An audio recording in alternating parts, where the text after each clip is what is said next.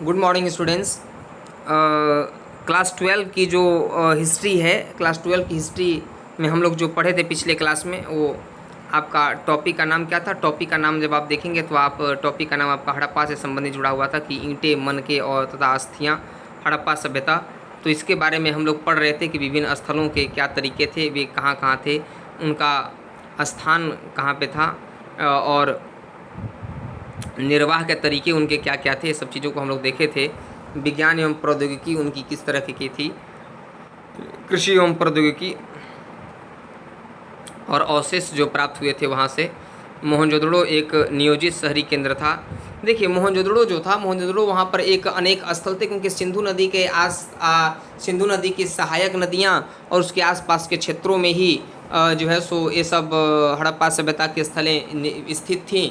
तो वहाँ से अनेक चीज़ें खुदाई में प्राप्त हुए। जैसे आप देखते हो कि मोहनजोदड़ो एक जो हड़प्पा का खोज जो है सो दयाराम साहनी ने 1921 में किया था। तो वहाँ से अनेक चीज़ें प्राप्त हुए थे, जैसे कि आपको बताया था मैंने कि एक श्रृंगी पशु का अंकन मिला था, स्वस्तिक सिंबल मिले थे वहाँ से, समझ गए। और वहाँ से हड़प्पा से जो है सो और बहुत सारी चीज़ें मिली थी वहाँ से। तो मोहनजोदड़ो से भी बहुत सारी चीज़ें मिली थी। 1922 में इसका खुदाई किया गया था, है ना। तो मोहनजोदड़ो जो था एक शहरी नियोजित केंद्र था। यहाँ से हड़प्पा सभ्यता का अनूठे पहलू केंद्रों का विकास हुआ माना जाता है, क्योंकि यहाँ से अनेक चीज़ें प्राप्त हुई। जैसे महाविद्यालय भवन मिला, हाथी का कपाल खंड मिला था, कुआं के साक्ष्य मिले थे, और यहाँ पर विशाल स्नानागार, विशाल अन्नागार, ये सब चीज़ों के साक्ष्य, और नृत्यरत कांसे की नारी की मूर्ति भी यहीं से मिली थी मोहनजोदड़ो से। तो इस तरीके से मोहनजोदड़ो जो था एक सुनियोजित वो था, जहाँ की दीवारें ईंटें से बनी होती थीं, ईंटें से बनाई गई थीं। चबूतरे थे, चबूतरे पे जो मकान बनाए गए थे। श्रमिक प्रतिदिन काम किया करते थे, और श्रमिक दिवसों बहुत बड़े पैमाने की पर श्रम की आवश्यकता होती थी।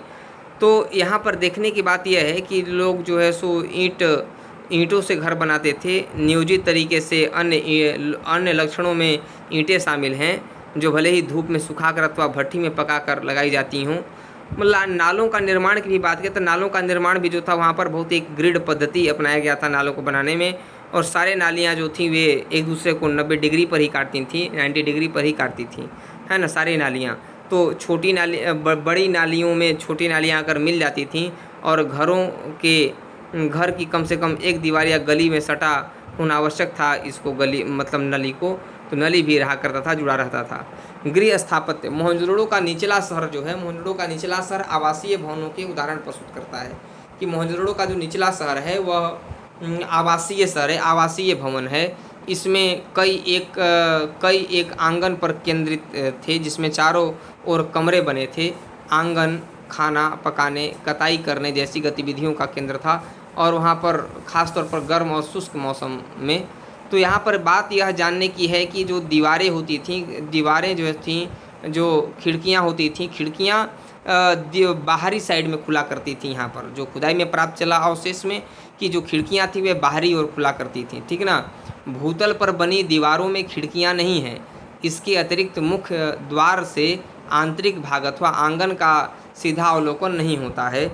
हर घर का ईंट के फर्श से बना अपना एक स्नानाघर होता था, जिसकी नालियाँ दीवार के माध्यम से सड़क की नलियों से जुड़ी हुई थीं, और दूसरे तल या छत पर जाने हेतु बनाई गई सीढ़ियों के अवशेष भी मिले हैं, ताकि सीढ़ी भी लोग बनाए थे, और वो भी ईंट के बने हुए मिले हुए हैं। तो मोहनजोदड़ो में कुएँ के भी कुल संख्या लगभग 700 थी। कुएँ कितने मिले? 700 कुआँ मिले थे। 700 कुओं के साक्ष्य मिलते हैं मोहनजोदड़ो से। अब समझ लीजिए कितना बड़ा वो था।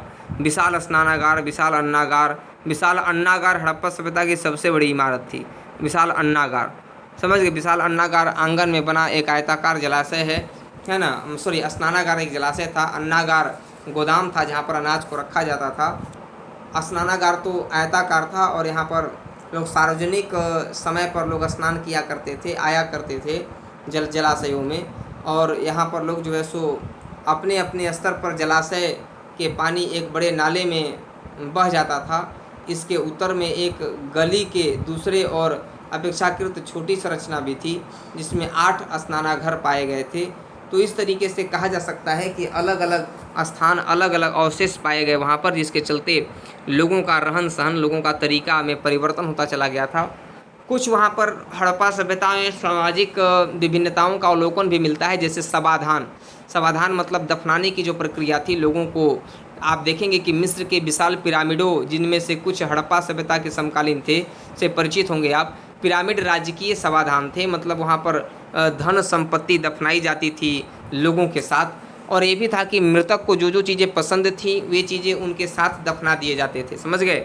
तो सतह जो है सो मृदभांड वगैरह, कुछ कब्रों में मृदभांड और आभूषण भी मिले हैं। इससे पता चलता है कि जो पुरुष को जो पसंदीदा चीज़ें थीं, जो वस्तुएं थी, वो भी उनके साथ दफना दिया जाता था। और मृत्युपरांत प्रयोग किया जाता था, और लोग पुरुषों और अनाज वगैरह भी उनके साथ भेज दिया जाता था कब्रिस्तान वगैरह में। और खोपड़ी के समीप शंख के 3 छल्लों, है ना, जैस्पर के मन के सैकड़ों संख्या में सूक्ष्म मन का एक आभूषण मिला था। कहीं कहीं पर तो जो है सो अनेक चीज़ें भी प्राप्त हुई हैं, परंतु कुछ मिलाकर बात की जाए तो ऐसा लगता है कि हड़प्पा सभ्यता के निवासियों का मृतकों के साथ बहुमूल्य वस्तुएं दफनाने में विश्वास नहीं था, क्योंकि जो है सो लेकिन अनाज वगैरह लोग दफनाया करते थे, सूक्ष्म चीज़ों को लोग दफनाया करते थे, ठीक है ना। और वहाँ पर ये भी बात है कि कुछ चीज़ें बहुत बड़े स्तर पर भी फैली थी, जैसे वहाँ पर जो विलासिता की वस्तुओं की खोज की बात किया जाए तो मोटी तौर पर वहाँ पर पहले वर्ग में रोज़मर्रा के वस्तुओं की सम्मिलन में ज़्यादा था, जैसे पत्थर और मिट्टी के बने होते थे। इनमें चक्कियाँ, मृदभांड, सुइयाँ, झावा शामिल था। और वहाँ पर पाए जाने वाले विभिन्न जो मृदभांड वगैरह हैं, मृदभांड वगैरह पर पॉलिश वगैरह किया हुआ भी मिलता है ना। मिट्टी के बर्तन पर पॉलिश किया हुआ और चिपचिपे पदार्थ मिश्रण को पकाकर बनाया जाता था। तो इस तरीके से जो बहुत छोटे पात्र संभवतः कीमती माने जाते थे, इन्हें बनाना तो कठिन था ही, बहुत ज़्यादा कठिन था इन्हें बनाना। इसलिए जो है यहाँ के समाज में मतलब स्थिति तब और जटिल मानी गई कि जब हमें रोज़मर्रा में प्रयोग की गई वस्तुओं, जैसे कि तकलियाँ, फयांस जैसे दुर्लभ पदार्थ से बनी मिलती हैं, तो वहाँ पर विलासिता की वस्तु में और चीज़ें मोहनजोदड़ो से भी प्राप्त हुए हैं, वहाँ पर कालीबंगा से भी प्राप्त हुए हैं, सुगंधित द्रव्य मिले हुए हैं, वहाँ से भी सुगंधित द्रव्य मिले हैं, स्वर्ण आभूषण मिले हैं। तो इस तरीके से वहाँ पर सोना मिला हुआ है। और लोग जो है सो स्त्री पुरुष दोनों श्रृंगार किया करते थे, दोनों लोग श्रृंगार के बड़ा शौकीन थे। हड़प्पा समय में क्या थे, दोनों लोग श्रृंगार के बहुत शौकीन थे। आप देख रहे हैं कि माला वगैरह बनाए गए हैं, हड्डी से भी माला वगैरह बनाया जाता था। किससे बनाए जाते थे? हड्डी वगैरह से भी माला वगैरह बनाया जाता था, लगाया जाता था उसमें। तो इस चीज़ों को भी अब आप देखते रहेंगे। तो बच्चों, इस तरह से आप लोग छोटे छोटे टॉपिक को पढ़ते चलें, जिससे कि आपकी तैयारी अच्छी हो सके। और ऐसे भी सब क्वेश्चन एग्जाम में आएंगे। यहाँ पर इतिहास का बहुत महत्वपूर्ण पहला चैप्टर माना जाता है, क्योंकि हड़प्पा और मोहनजोदड़ो, है ना, सिंधु सभ्यता की एक जुड़वां राजधानी कही जाती है। एक सभ्यता क्या कही जाती है? जुड़वां राजधानी कहा जाता है। पिगट महोदय ने ऐसा कहा था। तो आज के लिए बस इतना ही साथियों। नमस्कार, जय हिंद। अगले क्लास में मिलेंगे।